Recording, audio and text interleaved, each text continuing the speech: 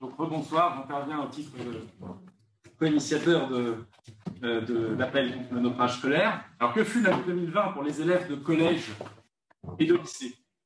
Lors de la première vague du Covid-19, les écoles ont été fermées du jour au lendemain pour près de 2 mois.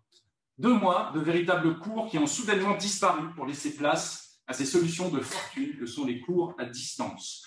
Solutions de fortune de toute évidence pour les enseignants, pour les élèves, pour les parents d'élèves, qui ont pu mesurer à quel point enseigner n'a rien à voir avec un monologue, qu'apprendre n'a rien à voir avec l'écoute plus ou moins attentive d'une parole impersonnelle délivrant des informations. Non, enseigner, apprendre, ce sont là des rapports humains, personnels, qui nécessitent de se connaître et de dialoguer.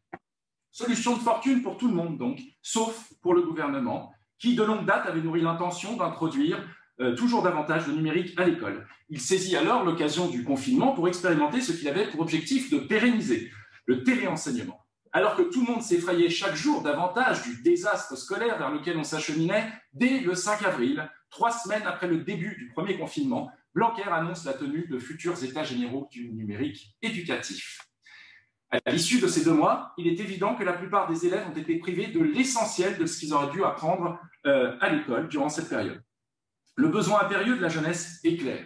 Il faut d'urgence organiser un plan de rattrapage permettant de rendre aux élèves ce qui leur a été enlevé. Il faut d'urgence recruter des enseignants, mobiliser toutes les ressources sociales utiles à cet objectif primordial, assurer le droit à l'instruction qui est dû à la jeunesse. Quelle fut la réponse de Macron devant la nécessité d'un recrutement urgent d'enseignants? Citation: c'est le genre de création d'emplois qui vont aggraver le déficit et qui ne servent pas à redresser le pays. Au lieu de recruter des personnels en plus, le gouvernement maintient les suppressions de postes prévues avant l'épidémie. Suppressions toujours plus importantes d'année en année. Il licencie même des milliers d'enseignants contractuels, souvent reconnus comme tout à fait compétents par la hiérarchie, au motif qu'il n'y aurait pas de besoin. Pas de besoin?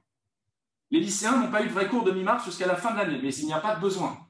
L'épidémie continue de sévir, il faudrait donc des enseignants en plus pour diminuer les effectifs dans les classes, mais il n'y aurait pas de besoin. Il faudrait des infirmiers, des personnels d'entretien pour assurer la désinfection des locaux, des assistants pédagogiques, etc. Mais rien de tout cela ne correspond à de réels besoins selon le gouvernement. Même s'il n'y avait pas eu d'épidémie et de confinement, les personnels auraient été en nombre insuffisant.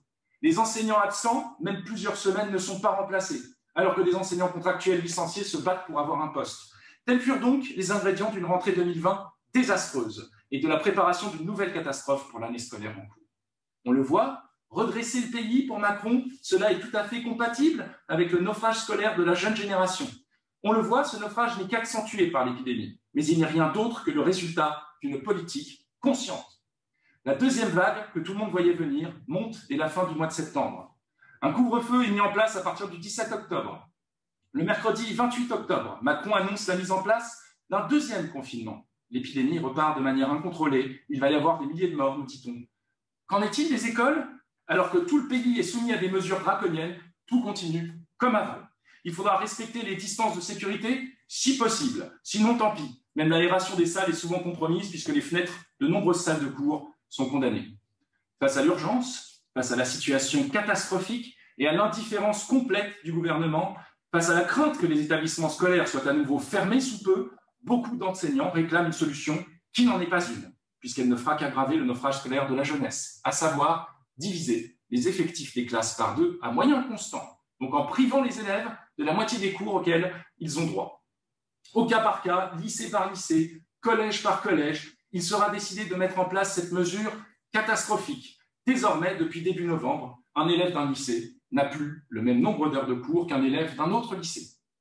Tant qu'existait un bac national avec les mêmes épreuves pour tous et donnant le même droit à tous d'accéder à la filière universitaire de son choix, une telle mesure aurait été impensable.